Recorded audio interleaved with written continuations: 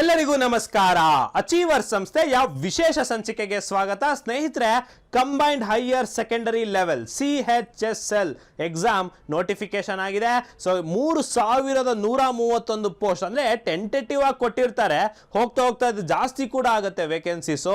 So ಇದು ಯಾವ exam ಬಗ್ಗೆ ಮಾತಾಡ್ತಾ ಇದ್ದೀನಿ ಅಂದ್ರೆ 10+2. ಹೌದು ಸ್ನೇಹಿತರೆ, ನೀವು ಡಿಗ್ರಿ ಮಾಡಿರ್ಬೇಕಂತಿಲ್ಲ, ಕೇವಲ PUC ಓದಿದ್ರೆ ನೀವು ಈ ಎಕ್ಸಾಮ್ ಅನ್ನ ಕಟ್ಟಬಹುದು. ಸೊ ಈ ಎಕ್ಸಾಮ್ ಅನ್ನ ಕಟ್ಟಿ ನೀವು ಕೂಡ ಕಂಬೈನ್ಡ್ ಹೈಯರ್ ಸೆಕೆಂಡರಿ ಅಂದ್ರೆ ಸೆಂಟ್ರಲ್ ಗೌರ್ಮೆಂಟ್ ನಲ್ಲಿ SDA FDA ರೀತಿಯಾದಂತಹ ಹುದ್ದೆಯನ್ನು ತೆಗೆದುಕೊಬಹುದು. ಸೊ ಹಾಗಾದ್ರೆ ಈ ಎಕ್ಸಾಮ್ ಬಗ್ಗೆ ಹೆಚ್ಚು ಮಾಹಿತಿ ತಿಳ್ಕೊಳ್ಳೋಣ ಬನ್ನಿ. ಸೊ CHSL 2025 ಸೊ ನೋಟಿಫಿಕೇಶನ್ ಬಗ್ಗೆ. ಅದಕ್ಕೂ ಮುಂಚೆ ನಾವು ಅಚೀವರ್ಸ್ ಯೂಟ್ಯೂಬ್ ಚಾನೆಲ್ ನಲ್ಲಿ CGL ನ 85 ದಿನದಲ್ಲಿ ಓದುವುದು ಹೇಗೆ, ಹಾಗೆ CHSL ಅನ್ನ ಓದುವುದು ಹೇಗೆ ಅಂತ ಟ್ರಿಕ್ಸ್ ಮತ್ತು ಸ್ಟ್ರಾಟಜೀಸ್ ಅನ್ನ ಹೇಳಿದ್ದೇವೆ. ಸೊ ನಮ್ಮ ಲಿಂಕ್ ಅನ್ನು ಕೂಡ ನಾವು ಡಿಸ್ಕ್ರಿಪ್ಷನ್ ಅಲ್ಲಿ ಕೊಟ್ಟಿರ್ತೇವೆ. ಸೊ 85 ಡೇ ಸ್ಟ್ರಾಟಜಿ ಏನಿದೆ ಇದನ್ನ ಕಲ್ತ್ಕೊಳ್ಳಿ. ಸೊ ದಟ್ ಆಗಸ್ಟ್ಗೆ ನಿಮ್ಗೆ ಇರುವಂತಹ CGL ಎಕ್ಸಾಮ್ ಆಗಿರಲಿ ಅಥವಾ ಸೆಪ್ಟೆಂಬರ್ ನಲ್ಲಿ ಬರುವ CHSL ಎಕ್ಸಾಮ್ಗೆ ಉಪಯುಕ್ತ ಆಗುತ್ತೆ. ಸೊ ಈ ಹಳೆ ವಿಡಿಯೋಗಳನ್ನ ಬೇಕಾದ್ರೆ ನೀವು ಚೆಕ್ ಮಾಡಬಹುದು, ನಮ್ಮ ಯೂಟ್ಯೂಬ್ ಚಾನಲ್ ನಲ್ಲಿ ಇದೆ. ಅದಕ್ಕೂ ಮುಂಚೆ CHSL 2024 ಅಂಕಿಅಂಶ ನೋಡೋದಾದ್ರೆ ಸ್ಟಾರ್ಟಿಂಗ್ ಅಲ್ಲಿ 3700 ಪೋಸ್ಟ್ ಏನೋ ನೋಟಿಫೈ ಮಾಡಿತ್ತು. ಬಟ್ ಹೋಗ್ತಾ ಹೋಗ್ತಾ 3954 ವೇಕೆನ್ಸೀಸ್ ಅನ್ನ ಕೊಡ್ತಾರೆ. ಸೊ ಎಷ್ಟು ಅಪ್ಲಿಕೇಶನ್ಸ್ ಬಿದ್ದಿದ್ವಪ್ಪ ಅಂದ್ರೆ 34,55,669 ಅರ್ಜಿಗಳು ಬಿದ್ದಿದ್ವು ಕಳೆದ ವರ್ಷ CHSL ಎಕ್ಸಾಮಿಗೆ. ಈ ವರ್ಷ ಕೂಡ 35 ರಿಂದ 50 ಲಕ್ಷ ಅರ್ಜಿ ಬೀಳ್ಬೋದಂತ ಇದೆ. ಬಟ್ ಈ ಸಾರಿ ವೇಕೆನ್ಸೀಸ್ ಕಂಪ್ಯಾರಿಟಿವ್ಲಿ ಕಡಿಮೆ ಇದೆ ಅನ್ನೋದು. ಸೊ ಹಾಗಾದ್ರೆ ಪ್ರಮುಖ ದಿನಾಂಕಗಳನ್ನ ನೋಡ್ಬಿಡೋಣ. ಸೊ ಸಬ್ಮಿಟ್ ಮಾಡಲಿಕ್ಕೆ 23 ಜೂನ್ ಇಂದ 18 ಜುಲೈ ತನಕ ಅವಕಾಶ ಇರುತ್ತೆ. ಈಗ ಆಲ್ರೆಡಿ ನಾನು ಫೇಸ್ 13 ವಿಡಿಯೋ ಮಾಡಿದ್ದೆ, CGL ಮಾಡಿದ್ದೆ, ಈಗ CHSL ಮಾಡ್ತಿದ್ದೀನಿ. ಎಲ್ಲವೂ ಕೂಡ ಒಂದೇ ರೀತಿ ಅಪ್ಲೈ ಮಾಡೋದು. ಸುಮಾರು ಜನ ಸರ್ ನಂಗೆ ಇನ್ನೂ ಗೊತ್ತಾಗಿಲ್ಲ ಸರ್ ಅಪ್ಲೈ ಮಾಡೋದು ಅಂತಂದ್ರೆ ದಯವಿಟ್ಟು ತಿಳ್ಕೊಳ್ಳಿ, ಮೈ SSC ಆಪ್ ಅನ್ನ ಡೌನ್ಲೋಡ್ ಮಾಡ್ಕೊಳ್ಬೇಕು.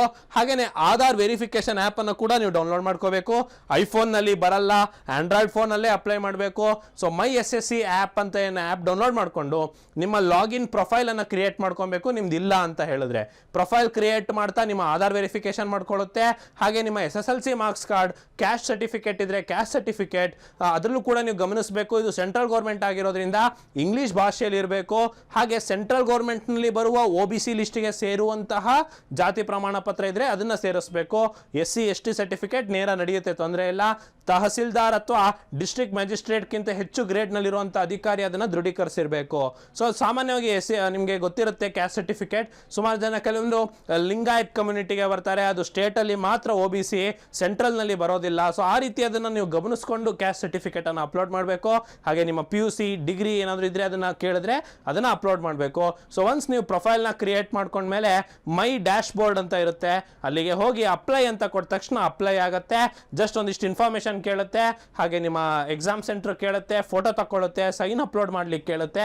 ಸೊ ಈ ತರ ಒಂದು ಸಿಂಪಲ್ ಪ್ರೋಸೆಸ್ ಇದೆ, ಅಷ್ಟೇನು ಕಾಂಪ್ಲಿಕೇಟೆಡ್ ಇಲ್ಲ. ಬಟ್ ಏನಂದ್ರೆ ಸುಮಾರು ಜನಕ್ಕೆ ಸರ್ವರ್ ಎರರ್ ಬಂತು ಅಂತ ಹೇಳ್ತಾರೆ. ಸರ್ವರ್ ಎರರ್ ಏನಕ್ಕೆ ಬಂದಿರುತ್ತೆ ಅಂತಂದ್ರೆ ನಿಮಗೆ ಗೊತ್ತಿರೋ ಹಾಗೆ ನಾನು ಕಳೆದ ಅಂಕಿಅಂಶನ ತೋರಿಸಿದ್ದೆ, 34-35 ಲಕ್ಷ ಅರ್ಜಿಗಳು ಬಿತ್ತಾ ಇರ್ತವೆ ಡೈಲಿ. ಅದರಲ್ಲೂ ಕೊನೆ ಲಾಸ್ಟ್ ಡೇಟಿಗೆ ಬಂದ್ಬಿಟ್ರೆ ಅಂತೂ ತುಂಬಾ ಜನ ಮಾಡ್ತಾರೆ. ಸೊ ಸರ್ವರ್ ಬಿಸಿ ಆಗುತ್ತೆ. ಸೊ ಹಾಗಾಗಿ ನಾನು ಯಾವಾಗಲೂ ರೆಕಮೆಂಡ್ ಮಾಡೋದೇನು ಅಂತಂದ್ರೆ ಕೊನೆ ದಿನಾಂಕ ತನಕ ಕಾಯಬೇಡಿ, ಮುಂಚೆನೆ ಅಪ್ಲಿಕೇಶನ್ ಅನ್ನ ಹಾಕೊಳ್ಳಿ ಅಂತ ಹೇಳ್ಬಿಟ್ಟು. ಸೊ ಹಾಗಾಗಿ ಫಸ್ಟಿಗೆ ಅಪ್ಲಿಕೇಶನ್ಸ್ ಅನ್ನು ಹಾಕಿದ್ರೆ ನಿಮಗೆ ಸಮಥಿಂಗ್ ವೆಂಟ್ ರಾಂಗ್ ಅಥವಾ ಸರ್ವರ್ ಇಶ್ಯೂ ಅದು ಯಾವುದು ಬರೋದಿಲ್ಲ. ಸೊ ssc.gov.in ವೆಬ್ಸೈಟ್ ನಲ್ಲಿ ಹಾಕ್ಬೋದು, ಬಟ್ ಅದ್ರಲ್ಲಿ ಆಧಾರ್ ವೆರಿಫಿಕೇಶನ್ ಆಗಲ್ಲ. ಮೈ SSC ಆಪ್ ಅಲ್ಲೇ ಹಾಕ್ಬೇಕಾಗ್ತದೆ.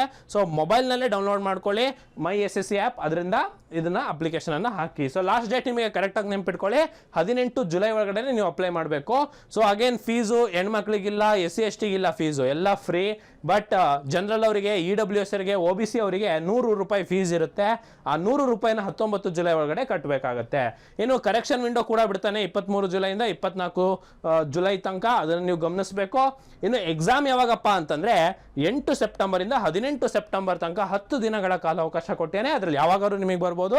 ಸೊ 8 ಸೆಪ್ಟೆಂಬರ್ ಇಂದ 18 ಸೆಪ್ಟೆಂಬರ್. ಸೊ ತಯಾರು ಮಾಡ್ಬೋದಲ್ವಾ? ಇವಾಗ ಇನ್ನು ನಾವು ಜೂನ್ ಅಲ್ಲಿ ಇದೀವಿ, July, August, so August, September. So ಒಂದು 60 ಡೇಸ್ ಸಫಿಷಿಯೆಂಟ್ ಅಂತ ಹೇಳ್ತೀನಿ ನಾನು, ಕೋಚಿಂಗ್ ತೆಗೆದುಕೊಂಡು ನೀವೇನಾದರೂ ಪ್ರಿಪರೇಷನ್ ಆಗ್ತೀರಾ ಅಂತ ಹೇಳಿದ್ರೆ. ಇನ್ನು ಟೈರ್ 2 ನೋಡಿ, ಇನ್ನೂ ಟೈಮ್ ಇದೆ. ಸೆಪ್ಟೆಂಬರಿಗೆ ಪ್ರಿಲಿಮ್ಸ್ ಆದರೆ ಮೇನ್ಸ್ ಇರೋದು ಫೆಬ್ರವರಿ ಮಾರ್ಚ್ 2026. ಸೊ ಇನ್ನೂ ಕೂಡ ಕಾಲಾವಕಾಶ ಇದೆ ಮೇನ್ಸಿಗೆ. ಪ್ರಿಲಿಮಿನರಿಗೆ ನೀವು ಸಫಿಷಿಯೆಂಟ್ ಮಾರ್ಕ್ಸ್ ತಗೊಂಡ್ರು ಕೂಡ ನೀವು ಮೇನ್ಸಿಗೆ ಉತ್ತಮ ರೀತಿಯಲ್ಲಿ ತಯಾರು ಮಾಡ್ಬೋದು. ಸೊ ಹಾಗಾಗಿ ಎಲ್ಲರೂ ಕೂಡ ಇದನ್ನು ಅಪ್ಲೈ ಮಾಡಿ ಅಂತ ಹೇಳ್ತೀನಿ. ಯಾಕಂದರೆ ಎಲ್ಲರದ್ದು PU ಆಗಿರುತ್ತೆ ಸಾಮಾನ್ಯವಾಗಿ. ಸೊ ಯಾರ್ಯಾರು ವಿಡಿಯೋ ನೋಡ್ತಾ ಇದ್ದೀರಾ ಎಲ್ಲರೂ ಕೂಡ ಒಮ್ಮೆ ಆದರೂ ಇದನ್ನು ಅಪ್ಲಿಕೇಶನ್ ಹಾಕಿ ಅಂತ. ಯಾಕಂದರೆ ಕಳ್ಕೊಳ್ಳೋದೇನೂ ಇಲ್ಲ, ಯಾಕಂದರೆ ನಿಮಗೆ ಫೀಸ್ ಇಲ್ಲ ನೋಡಿ, SC/ST ಗಿಲ್ಲ, ವುಮೆನಿಗಿಲ್ಲ. ಸೊ ಹೀಗಿರೋದ್ರಿಂದ ಅಪ್ಲೈ ಮಾಡೋದ್ರಿಂದ ಏನೂ ಲಾಸ್ ಇಲ್ಲ. ಸರ್ ಯಾವ ಜಾಬ್ ಇರ್ತದೆ ಸರ್ ಇದರಲ್ಲಿ ಎಕ್ಸಾಮ್ ಬರೆದ್ರೆ? ನೋಡಿ, ಗ್ರೂಪ್ C ಪೋಸ್ಟ್ಗಳು, ಗ್ರೂಪ್ C ಅಧಿಕಾರಿಗಳು ಅಥವಾ ಗ್ರೂಪ್ C ಹಂತದ ಹುದ್ದೆಗಳು. ಯಾವುದಪ್ಪ? LDC ಅಂತ ಕರಿತೀವಿ. LDC ಅಂದರೆ ಲೋವರ್ ಡಿವಿಷನ್ ಕ್ಲರ್ಕ್. ಈ LDC ಅಂದರೆ ಏನು ಗೊತ್ತಾ? ಸೆಂಟ್ರಲ್ ಗೌರ್ಮೆಂಟ್ನಲ್ಲಿ, ನಮ್ಮ ಸ್ಟೇಟ್ನಲ್ಲಿ SDA ಅಂತ ಕರಿತೀವಿ ಗೊತ್ತಾ? ಸೆಕೆಂಡ್ ಡಿವಿಷನ್ ಅಸಿಸ್ಟೆಂಟ್, ದ್ವಿತೀಯ ದರ್ಜೆ ಸಹಾಯಕರು ಅಂತ, ದ್ವಿದಸ ಅಂತ ಹಾಕೊಂಡಿರ್ತಾರಲ್ವಾ ಕರ್ನಾಟಕ ಯಾವ್ದಾದ್ರು ಆಫೀಸಿಗೆ ಹೋದರೆ. ಸೊ ಅದೇ ಥರ ಸೆಂಟ್ರಲ್ ಗೌರ್ಮೆಂಟ್ನಲ್ಲಿ ಅವರನ್ನು LDC ಅಂತ ಕರೀತಾರೆ. LDC ಅಂದರೆ ಲೋವರ್ ಡಿವಿಷನಲ್ ಕ್ಲರ್ಕ್. ಸೊ ನೀವು ಸೆಂಟ್ರಲ್ ಗೌರ್ಮೆಂಟ್ನಲ್ಲಿ SDA ಪೋಸ್ಟಿಗಾಗಿ ಅದು ಗ್ರೂಪ್ C ಹಂತದ ಪೋಸ್ಟ್ಗಳು, ಅಂದರೆ ಸ್ವಲ್ಪ ಅಪ್ಪರ್ ಗ್ರೇಡ್ ಇರುತ್ತಿದೋ, ಅಥವಾ ಜೂನಿಯರ್ ಸೆಕ್ರೆಟರಿಯೇಟ್ ಅಸಿಸ್ಟೆಂಟ್ ಅಥವಾ ಡೇಟಾ ಎಂಟ್ರಿ ಆಪರೇಟರ್ ಇನ್ DEO ಅಂತ ಕರಿತೀವಲ್ವಾ. ಇದು ಮತ್ತೆ ಕಾಂಟ್ರಾಕ್ಟ್ ಬೇಸಿಸ್ ಅದು ಇದು ಅಲ್ಲ, ಇದು ನೇರ ನೇಮಕಾತಿ. ಅಂದರೆ ಏನಕ್ಕೆ? ಪರ್ಮನೆಂಟ್ ಜಾಬಿಗೆ ಡಾಟಾ ಎಂಟ್ರಿ ಆಪರೇಟರ್ ಆಗಿ ಮಿನಿಸ್ಟ್ರಿ, ಡಿಪಾರ್ಟ್ಮೆಂಟ್ಗಳು, ಸರ್ಕಾರಿ ಕಚೇರಿಗಳು, ಭಾರತ ಸರ್ಕಾರದಲ್ಲಿ ಕಾನ್ಸ್ಟಿಟ್ಯೂಷನಲ್ ಬಾಡಿಗಳು, ಟ್ರಿಬ್ಯುನಲ್ಗಳು ಎಲ್ಲದರಲ್ಲೂ ಬೇಕಾಗಿರುವಂತಹ lower division clerk, junior secretariat assistant ಹಾಗೆ ಡಾಟಾ ಎಂಟ್ರಿ ಆಪರೇಟರ್ಗಳಿಗೆ ಈ ಒಂದು ಪರೀಕ್ಷೆನ ನಡೆಸಲಾಗುತ್ತೆ. ಎಲ್ಲ ಡಿಪಾರ್ಟ್ಮೆಂಟು ಇನ್ಕ್ಲೂಡೆಡ್ ಇದೆ ಇದರಲ್ಲಿ. ನೋಡಿ, ಅವರೇ ಕೊಟ್ಬಿಟ್ಟಿದ್ದಾರೆ. ವೇರಿಯಸ್ ಮಿನಿಸ್ಟ್ರಿ, ಸಚಿವಾಲಯಗಳು, ಡಿಪಾರ್ಟ್ಮೆಂಟ್, ಇಲಾಖೆಗಳು, offices of the government of India ಅಂದರೆ ಕಚೇರಿಗಳು, ಭಾರತ ಸರ್ಕಾರ ಅಡಿಯಲ್ಲಿ ಬರುವಂಥದ್ದು, ಎಲ್ಲದಕ್ಕೂ ಇದನ್ನು ಮಾಡ್ತಾರೆ. ಮತ್ತು ಕಾನ್ಸ್ಟಿಟ್ಯೂಷನಲ್ ಬಾಡೀಸು ಇರುತ್ತೆ ನೋಡಿ. KPSC ಅನ್ನೋದೊಂದು ಕಾನ್ಸ್ಟಿಟ್ಯೂಷನಲ್ ಬಾಡಿ. ಸೊ ಆ ಥರದೊಂದು ಕಾನ್ಸ್ಟಿಟ್ಯೂಷನಲ್ ಬಾಡಿಗಳಿಗೂ ಕೂಡ ನೀವು ಇದು ಆಸ್ ಎ SDA ಹೋಗ್ಬೋದು ಸ್ನೇಹಿತರೆ. ಸೊ ಇದು SSC ಎಕ್ಸಾಮ್ನಿಂದ ಮುಖಾಂತರ. ಇನ್ನು ವಿದ್ಯಾರ್ಹತೆ ನೋಡೋದಾದರೆ ಸ್ವಲ್ಪ ಎಜುಕೇಷನ್ ಕ್ವಾಲಿಫಿಕೇಷನ್ ಸ್ವಲ್ಪ ಗಮನವಿಟ್ಟು ಕೇಳಿಸ್ಕೋಬೇಕು. ಅದರಲ್ಲಿ data entry operator grade A ಏನು ಬರುತ್ತೆ, ಅದರಲ್ಲೂ particularly consumer affairs, food and public distribution, ministry of culture, ಈ ಥರದ್ದು ಏನು ಡಿಪಾರ್ಟ್ಮೆಂಟ್ಗಳಿಗೆ ಅವ್ರೇನು ಕೇಳ್ತಾರೆ ಅಂದರೆ 12th ಪಾಸ್ ಆಗಿರಬೇಕು, ಬಟ್ ಸೈನ್ಸ್ನಲ್ಲೇ ಆಗಿರಬೇಕು ಅಂತ. ಅದರಲ್ಲೂ ಪರ್ಟಿಕ್ಯುಲರ್ ಈ 3 ಡಿಪಾರ್ಟ್ಮೆಂಟಿಗೆ, ಯಾವುದಕ್ಕೆ? Ministry of consumer affairs, food and public distribution ಮತ್ತು ಮಿನಿಸ್ಟ್ರಿ ಆಫ್ ಕಲ್ಚರಿಗೆ 10th ಪಾಸ್ ಆಗಿರಬೇಕು, ಸೈನ್ಸ್ ಸ್ಟ್ರೀಮ್ನಲ್ಲೇ ಆಗಿರಬೇಕು ಅಂತ. ಅದೊಂದು ಪರ್ಟಿಕ್ಯುಲರ್ ಪೋಸ್ಟಿಗೆ ಮಾತ್ರ. ಇನ್ನು LDC JSA ಪೋಸ್ಟು, ಅದಕ್ಕೆ ಸಾಮಾನ್ಯವಾಗಿ 12th ಪಾಸ್ ಆಗಿದ್ರೆ ಸಾಕು. ಸೈನ್ಸೇ ಓದಬೇಕಂತಿಲ್ಲ, commerce, arts, anything 12th pass ಆಗಿದ್ರೆ ಸಾಕು. ಸೊ 12th ಸ್ಟ್ಯಾಂಡರ್ಡ್ ಇದಕ್ಕೆ ಏನು ಎಜುಕೇಷನ್ ಕ್ವಾಲಿಫಿಕೇಷನ್ ಇದೆ. ಸೊ ಎಲ್ಲರದು PUC ಆಗಿರುತ್ತೆ. ಡಿಪ್ಲೊಮಾ ಇದ್ದವ್ರು ಕೂಡ ತತ್ಸಮಾನ, ಅಂದರೆ ವಿದ್ಯಾರ್ಥಿ equivalent education also can apply ಅಂತ ಕೊಟ್ಟಿದ್ದಾರೆ. ಸೊ ಡಿಪ್ಲೊಮಾ ಆದವರು ಕೂಡ ಇದಕ್ಕೆ ಅಪ್ಲೈ ಮಾಡ್ಬೋದು. ಸೊ ಎಲ್ಲರೂ ಕೂಡ ಇದಕ್ಕೆ ಮಾಡ್ಬೋದು. ಸೊ ಆದರೆ ಸರ್ ನಾವು ಇನ್ನೂ PU ರಿಸಲ್ಟೇ ಬಂದಿಲ್ಲ, ನಾನು ಪರೀಕ್ಷೆ 2, ಪರೀಕ್ಷೆ 3, ಪರೀಕ್ಷೆ 4 ಬರೀತಾ ಇದ್ದೀನಿ, 1/1/2026 ಒಳಗಡೆ ಏನಾದರೂ ನೀವು ಪಾಸ್ ಹಾಕೋಬೇಕಾಗತ್ತೆ. ಸೊ ನೆಕ್ಸ್ಟು ಟೈರ್ 1 ಎಕ್ಸಾಮ್ ಹೆಂಗಿರುತ್ತಪ್ಪ? ಈಗೇನು 8 ಸೆಪ್ಟೆಂಬರಿಗೆ ನಡೆಯುತ್ತೆ. ಆ ಎಕ್ಸಾಮ್ ಹೆಂಗಿರುತ್ತೆ ಅಂದರೆ ನೋಡಿ, 4 ಸೆಕ್ಷನ್ ಇದೆ. Part 1, part 2, part 3, part 4. Part 1ನಲ್ಲಿ ಇಂಗ್ಲೀಷ್ 25 ಪ್ರಶ್ನೆ 50 ಅಂಕ. ಪಾರ್ಟ್ 2ನಲ್ಲಿ ಇಂಟೆಲಿಜೆನ್ಸ್ ಅಥವಾ ರೀಸನಿಂಗ್ ಅಂತೀವಿ. ನೆಕ್ಸ್ಟು ಕ್ವಾಂಟ್ಸು, ನೆಕ್ಸ್ಟು GK ಎಲ್ಲ 25 ಪ್ರಶ್ನೆ, ಅಂದರೆ ಒಟ್ಟಾರೆ 100 ಪ್ರಶ್ನೆ, 200 ಅಂಕಗಳಿಗೆ 60 ನಿಮಿಷಗಳ ಕಾಲಾವಕಾಶ. ಟೈರ್ 2 ನೋಡಿ, ಟೈರ್ 1ಗೆ ಪಾಸ್ ಆಗೋಕ್ಕೆ ಕಟ್ ಆಫು ಮೊದಲೇ ಕೊಟ್ಬಿಟ್ಟವನೆ. ಅನ್ರಿಸರ್ವ್ಡ್ಗೆ 30% ಆಫ್ ತೆಗಿಬೇಕು, ಅಂದರೆ 100ಕ್ಕೆ 30% ಅಂದರೆ 30 ಮಾರ್ಕ್ಸು. SC/STಗೆ 20% ಇದೆ, 20% ಮಾರ್ಕ್ಸ್ ತೆಗೆದ್ರು ಪಾಸ್, ಎಲಿಜಿಬಲ್ ಅಂತ. ಆದರೆ ಹಂಗಂತ ಸಹ ನಾನು 20 ಮಾರ್ಕ್ಸ್ ತೆಗೆದುಬಿಟ್ಟಿನಿ, ಪಾಸೇ ಬಂದಿಲ್ಲ ಅಂತಂದರೆ ಅದು ಎಲಿಜಿಬಲಿಗೆ ಇಷ್ಟು, ಜೊತೆಗೆ ಕಟ್ ಆಫ್ ಅಂತ ಮತ್ತೆ ಬೇರೆ ಬಿಡ್ತಾನೆ. ನೆಕ್ಸ್ಟು ಟೈರ್ 2ಗೆ ಬಂದರೆ, ಟೈರ್ 2 ಅಲ್ಲಿ 4 ಸೆಕ್ಷನ್ ಇರುತ್ತೆ. ಸೆಕ್ಷನ್ 1, ಸೆಕ್ಷನ್ 2, ಸೆಕ್ಷನ್ 3 ಹಾಗೂ ಸೆಕ್ಷನ್ 4 ಅಂತ. ಈ 4 ಸೆಕ್ಷನಲ್ಲೂ ಪಾಸ್ ಆಗೋದು ತುಂಬ ಮ್ಯಾಂಡೇಟರಿ ಇರುತ್ತೆ. ನೋಡಿ, ಸೆಕ್ಷನ್ 1ನಲ್ಲಿ ಏನು ಬರುತ್ತೆ ಅಂದರೆ ಮ್ಯಾಥ್ಸ್ ಮತ್ತು ರೀಸನಿಂಗ್ 30 ಪ್ರಶ್ನೆ, 3 ಮಾರ್ಕ್ಸ್ ಇರುತ್ತೆ, ಅಂದರೆ 60 ಪ್ರಶ್ನೆ 180 ಮಾರ್ಕ್ಸು. 2ನೇ ಸೆಕ್ಷನ್ನಲ್ಲಿ ಇಂಗ್ಲೀಷ್ ಮತ್ತು GK ಇರುತ್ತೆ. ಇಂಗ್ಲೀಷ್ 40 ಕ್ವಶನ್, GK 20 ಕ್ವಶನ್, ಮತ್ತೆ 60 ಪ್ರಶ್ನೆ 180 ಅಂಕಗಳಿಗೆ. ಇದು ನೀವು ಆಲ್ಮೋಸ್ಟ್ ಟೈರ್ 1ನಲ್ಲೇ ಓದಿರ್ತೀರ, ಸೇಮ್ ಸಿಲೆಬಸ್ಸು. ಸೊ ಹಾಗಾಗಿ ನಿಮ್ಗೆ ಇದನ್ನು ಅಷ್ಟು ಟಫ್ ಅನ್ಸಲ್ಲ. ಬಟ್ ಸೆಕ್ಷನ್ 3 ನೋಡಿ, ಕಂಪ್ಯೂಟರ್ ಇದೆ. ಕಂಪ್ಯೂಟರ್ 15 ಮಾರ್ಕ್ಸ್ಗಳಿಗಿರುತ್ತೆ, ಅಂದರೆ 15 ಪ್ರಶ್ನೆ 45 ಮಾರ್ಕ್ಸಿಗೆ, ಒಂದಕ್ಕೆ 3 ಮಾರ್ಕ್ಸ್ ಇರ್ತದೆ. ನೋಡಿ, ಫಸ್ಟು ಈ 2 ಸೆಕ್ಷನ್ಗೆ 1 ಅವರ್ ಟೈಮ್ ಕೊಡ್ತಾರೆ. ಸೆಕ್ಷನ್ 3ಗೆ 15 ನಿಮಿಷ ಟೈಮ್ ಕೊಡ್ತಾರೆ. ಸೆಕ್ಷನ್ 4ಗೆ ಅದರಲ್ಲಿ ಪಾರ್ಟ್ ಎ ಪಾರ್ಟ್ ಬಿ ಅಂತ ಇರುತ್ತೆ. ಅಂದರೆ DOಗಳು ಅಂದರೆ ಪರ್ಟಿಕ್ಯುಲರ್ ಡಿಪಾರ್ಟ್ಮೆಂಟಿಗೆ ಇತ್ತು ಅಂದರೆ ಅವರಿಗೆ 15 ನಿಮಿಷ ಸ್ಕಿಲ್ ಟೆಸ್ಟ್ ಇರುತ್ತೆ. ಅಥವಾ ಉಳಿದಿರೋ ಡಿಪಾರ್ಟ್ಮೆಂಟಿಗೆ ಇದ್ದರೆ ಅದಕ್ಕೆ 15 ನಿಮಿಷದ ಸ್ಕಿಲ್ ಟೆಸ್ಟ್ ಇರುತ್ತೆ.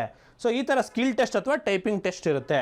ಸೊ ಇಲ್ಲಿ ನೀವು ಗಮನಿಸಬೇಕಾಗಿರೋದು ಏನು ಅಂತಂದರೆ ಟೈಪಿಂಗ್ ಕಡ್ಡಾಯ ಇದೆ. ಇರ್ರೆಸ್ಪೆಕ್ಟಿವ್ ಆಫ್ ನೀವು ಡಿಪಾರ್ಟ್ಮೆಂಟ್ನ ಚೂಸ್ ಮಾಡೋದಾಗಿದ್ರು ಕೂಡ ನಿಮಗೆ ಟೈಪಿಂಗ್ ಕಡ್ಡಾಯ ಇದೆ.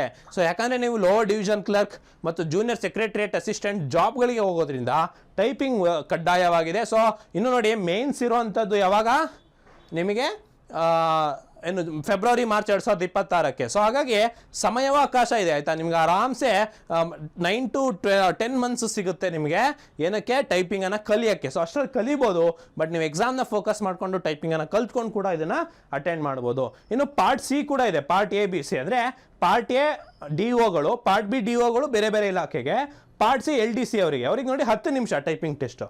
ಸೊ ಈ ಥರ 4 ಸೆಕ್ಷನ್ನಲ್ಲಿ ನಿಮಗೆ 2ನೇ ಟೆಸ್ಟ್ ಇರುತ್ತೆ. ಸೊ ಸೆಕ್ಷನ್ 1 ಮ್ಯಾಥ್ಸ್ ಮತ್ತು ರೀಸನಿಂಗು, ಸೆಕ್ಷನ್ 2 ಇಂಗ್ಲೀಷ್ ಮತ್ತು GK, section 3 computer knowledge, section 4 skill test. ಈ ರೀತಿಯ ಇರೋಂಥದ್ದು ಇರುತ್ತೆ. So tyre 1 will be conducted in 2 session. ನಾನು ನಿಮ್ಗೆ ಹೇಳಿದೆ 2 ಸೆಷನಲ್ಲಿ ಕರೀತಾರೆ ಒಂದೇ ದಿನದಲ್ಲಿ, ಸೆಷನ್ 1 ಮತ್ತು ಸೆಷನ್ 2. ಸೆಷನ್ 1ನಲ್ಲಿ ಸೆಕ್ಷನ್ 1, 2 ಇನ್ಕ್ಲೂಡ್ ಮಾಡಿರ್ತಾರೆ, ಸೆಕ್ಷನ್ 3 ಕೂಡ ಇನ್ಕ್ಲೂಡ್ ಮಾಡಿರ್ತಾರೆ. ಸೆಷನ್ 2 ಅಲ್ಲಿ ಕೇವಲ ಸ್ಕಿಲ್ ಟೆಸ್ಟನ್ನು ಮಾತ್ರ ಇನ್ಕ್ಲೂಡ್ ಮಾಡಿರ್ತಾರೆ. ಸೆಷನ್ 1 ಸೆಕ್ಷನ್ 1, 2, 3 ಏನಿರುತ್ತೆ ಅದಕ್ಕೆ ಸಪ್ರೇಟ್ ಡ್ಯೂರೇಷನ್ ಕೊಡ್ತಾರೆ. 2 ಅವರ್ 15 ನಿಮಿಷ ಕೊಡ್ತಾರೆ. ಅಂದರೆ 60 ನಿಮಿಷ ಇದಕ್ಕೆ ಯಾವುದಕ್ಕೆ ಸೆಕ್ಷನ್ 1, 2ಗೆ, ಸೆಕ್ಷನ್ 3ಗೆ 1 ಅವರು, ಸೆಕ್ಷನ್ 3ಗೆ 15 ನಿಮಿಷ, ಈ ಥರ 2 ಅವರ್ 15 ನಿಮಿಷ ಕೊಡ್ತಾರೆ. ಬಟ್ ಸೆಕ್ಷನ್ 1ನಲ್ಲಿ 2 ಪಾರ್ಟ್ಸ್ ಇದೆ, ನಿಮಗೆ ಗೊತ್ತಿದೆ. Immediately after completion of section ಮತ್ತು ಸೆಕ್ಷನ್ 2 ಬರುತ್ತೆ, ಇದು ಕೂಡ ನಿಮಗೆ ಬರ್ತದೆ. ಸೆಕ್ಷನ್ 3 ಒಂದು ಕಂಪ್ಯೂಟರ್ ನಾಲೆಜ್ ಟೆಸ್ಟ್, ಇದಕ್ಕೆ 15 ನಿಮಿಷದ ಅವಕಾಶ ಇರುತ್ತೆ. ಇವು 3 ಒಂದೇ ದಿನದ ಬೆಳಗ್ಗೆ ಸ್ಲಾಟ್ನಲ್ಲಿ ನಡೆಯುತ್ತೆ. ಮಧ್ಯಾಹ್ನ ಸ್ಲಾಟ್ನಲ್ಲಿ ನಿಮಗೆ 4ನೇ ಸೆಕ್ಷನ್ ನಡೆಯುತ್ತೆ. ಮತ್ತು ಕೆಳಗೊಂದು ಪಾಯಿಂಟ್ ಇದೆ ನೋಡಿ, it will be mandatory for candidates to qualify all the section of tier 2. 2ನೇ ಹಂತದ ಎಲ್ಲ ಸೆಕ್ಷನಲ್ಲೂ ಪಾಸ್ ಆಗುವಂಥದ್ದು ಪ್ರಮುಖವಾಗಿರ್ತದೆ ಅಂತ ಹೇಳ್ಬಿಟ್ಟು ನೋಡಿ. ಸೆಕ್ಷನ್ 4 ಸ್ಕಿಲ್ ಟೆಸ್ಟ್ ಇದೆಲ್ಲ, ಇದು ಟೈಪಿಂಗ್ ಟೆಸ್ಟ್ ಇರುತ್ತೆ. ಇದು ಕ್ವಾಲಿಫೈಯಿಂಗ್ ಇನ್ ನೇಚರ್ ಇರುತ್ತೆ. ಇದು ಪಾಸ್ ಆಗಲೇಬೇಕು, ಅಂದರೆ ಟಾಪ್ ಸ್ಕೋರ್ ಮಾಡಬೇಕಂತಿಲ್ಲ, ಪಾಸ್ ಆದರೆ ಸಾಕು. ಟೆಸ್ಟನ್ನು ಎವ್ಯಾಲ್ಯೂಯೇಷನ್ ಮಾಡ್ತಾರೆ, ವೆಬ್ಸೈಟ್ನಲ್ಲಿ ಕೊಟ್ಟಿರ್ತಾರೆ ಯಾವ ಥರ ಅಂತ ಹೇಳ್ಬಿಟ್ಟು. ಎರರ್ಸನ್ನು 2 ಡೆಸಿಮಲ್ ಪಾಯಿಂಟ್ಸ್ಗೆ ಲೆಕ್ಕ ತೆಗೆದುಕೊಳ್ತಾರೆ. ಸೊ ಇದನ್ನು ಫಾಲೋಯಿಂಗ್ ಸ್ಕೀಮ್ನಲ್ಲಿ ಮಾಡ್ತಾರೆ, ಸ್ಕೀಮನ್ನು ಕೂಡ ಕೊಟ್ಟಿದ್ದಾರೆ. ಮತ್ತು ಯಾವುದೇ ಕ್ಯಾಂಡಿಡೇಟಿಗೆ ಟೈಪಿಂಗ್ ಟೆಸ್ಟಿಂದ ಎಕ್ಸಮ್ಟ್ ಮಾಡಲ್ಲ. ಸೊ ಟೈಪಿಂಗ್ ಕಲಿಯೋದು ಮ್ಯಾಂಡೇಟರಿ ಇದೆ. ಸೊ ಯಾವ ಥರ ಇರುತ್ತಪ್ಪ ಅಂದರೆ ಅ speed of 15,000 key depressions per hour on computer. ಅಂದರೆ 15,000 ಪದಗಳು 1 ಗಂಟೆಗೆ ನೀವು ಹೊಡೆಯುವಂತಹ ಸ್ಪೀಡ್ ನಿಮ್ಮಲ್ಲಿ ಇರಬೇಕು. So the duration of test will be 15 ನಿಮಿಷ. ಎಷ್ಟಿರುತ್ತೆ? 15 ನಿಮಿಷ. ನೀವು ಎಷ್ಟು ತೊಗೊಳ್ಬೇಕು? 3,700 4,000 ಕೀಸ್ನ ಡಿಪ್ರೆಷನ್ ಸಿಗಬೇಕು. ಅಂದರೆ 3,700 4,000 ಕ್ಯಾರೆಕ್ಟರ್ಸ್ ಅಂತ ಅಂದ್ಕೊಳ್ಳಿ. 3,700 4,000 ಕ್ಯಾರೆಕ್ಟರ್ಸ್ನ ಕೇವಲ 15 ನಿಮಿಷದಲ್ಲಿ ಟೈಪಿಂಗ್ ಮಾಡುವಂತಹ ವೇಗ, ಚಾಣಾಕ್ಷತನ ಹಾಗೆ ಪ್ರಾಕ್ಟೀಸ್ ನಿಮಗೆ ಇರಬೇಕಾಗುತ್ತೆ.